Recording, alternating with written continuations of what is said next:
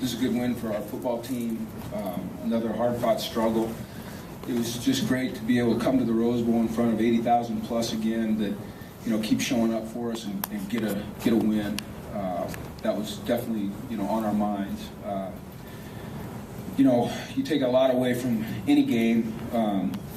The one thing that we have to do is, as everybody knows, is do a better job of channeling our passion and our energy and that youthful exuberance in a positive direction and play smarter so that we don't hurt ourselves. And I don't know what else to tell you about penalties, and I told the team that, is that we just have to own it. And it's really the thing that's holding us back right now. But to get a win tonight against a 12th ranked team in the country, down 7-3 at half, and just the thing that's so impressive to me about those young men in there is their resilience and their grit and their toughness and their will to win. And we're sitting here at 7-2, and it hadn't been easy, but they just keep fighting, and that's what they're supposed to do. But not everybody does that, even though they're supposed to, and those guys do. And so I'm really proud of them.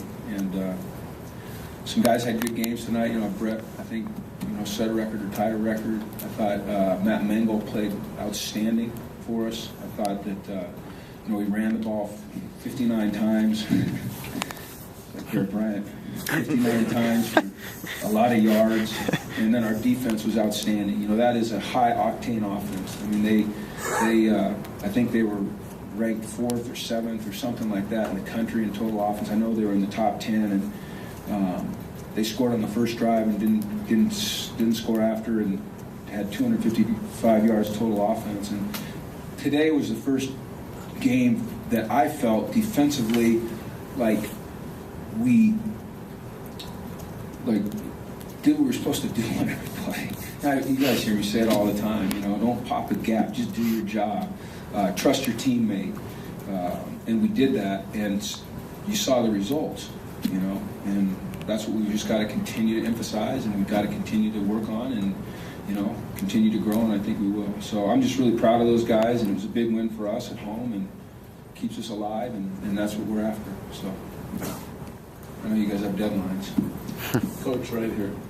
Could you elaborate on Brent's performance tonight? His running and his passing was pretty outstanding. Yeah, Brett's a winner. You look at his total yards passing; they weren't great, 189 yards, but he was 19 at 26, so he continues to have a great completion percentage.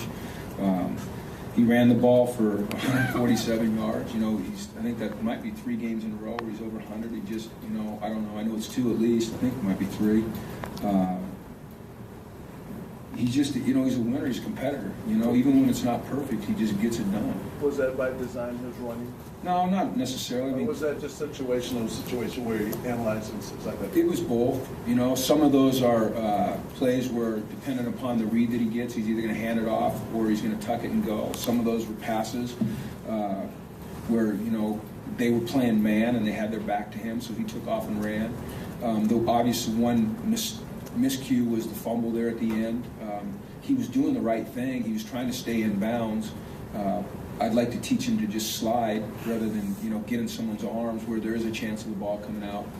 It wasn't obvious to me that it was a fumble, so I felt like the best thing to do at that point in time with 3 timeouts was to challenge it and see what happened. It wasn't going to hurt us to challenge it. Jim, how hard would it have been for you guys to attain your goals had you not got this one tonight? We did, Chris. I know. We got it, baby. I know. Well, you talked all week about not wanting to say must win. It would have been impossible, I would say. The way the Pac-12 is laid out and as competitive as this conference has become, it's a great football conference. It's a great conference, period. It's a great basketball conference. It's a great baseball. Champions are made in this conference. Champions are made at UCLA. But if we hadn't won this one tonight, it would have been taking a lot of things to happen for us to get where we want to get. Now we're still in the thick of it. Things still have to happen, but we got to just keep playing well. Coach, excuse me. It seems like you guys are more successful when Hundley uses his legs and he's running the ball. And it seems like he's more detailed when he's that dual threat instead of sitting in the pocket, taking these sacks. Are you encouraging him to run more, or are you designing plays where he can take off boots or whatever? I think that's very accurate what you said, that we are better when he is the dual threat. I think that any team that has that type of quarterback that can make plays with his legs or his arm, it's just so hard to defend. It's one of the things that makes playing defense in college football, and the Pac-12 in particular, is difficult, is these dual threat quarterbacks. But we haven't changed anything in terms of our design with Brett running. I think that what's happened is that Brett is seeing the game more clearly, and he's absorbing information quicker, and so he knows when it's time to run, and he's become fearless when he runs, and we just need to make sure he takes care of that football. Edge containment seemed a lot better tonight. Was that just kind of what you're talking about, gap control, or was it something different you guys were doing schematically? No, David, that was just being, doing your job, doing it right, trusting the guy next to you to do his job. And trust is a big word, and it's an important word when you play defense. You have to have it. And I think we did tonight. But, we talked all week about putting an edge up on that guy. Solomon's a heck of a player, man. I have a lot of respect for him. He's tougher. He took a beating tonight, and he kept coming. And when he is at his best is when he's out there running around. And so we had to keep him in. And the times that he did get out, you saw. I mean, he was able to make some plays. And, they dropped some, unfortunately. But he's a good player. I like that kid. EK seemed like he started the game a little quiet. What did you see change for him? I think you guys are just used to him making every tackle, and he didn't have to make every tackle tonight. I don't think that he wasn't playing well. I think that he was playing well. I just don't know that the plays were coming to him like they typically do, or that he was having to cover people like sometimes he has to do. He just was in a great mood all night. Like the whole defense was. They were excited, but they were calm, and it was really great to see them reach that level. Now what we have to do is build on that. We can't digress. We have to build on it. I think we will. I think they're maturing. That 4th and 1 in the first half on the 44-yard line, what went into the decision to punt there? Probably, the last couple weeks when I've decided that we wanted to go for it on 4th and 1, I haven't been successful.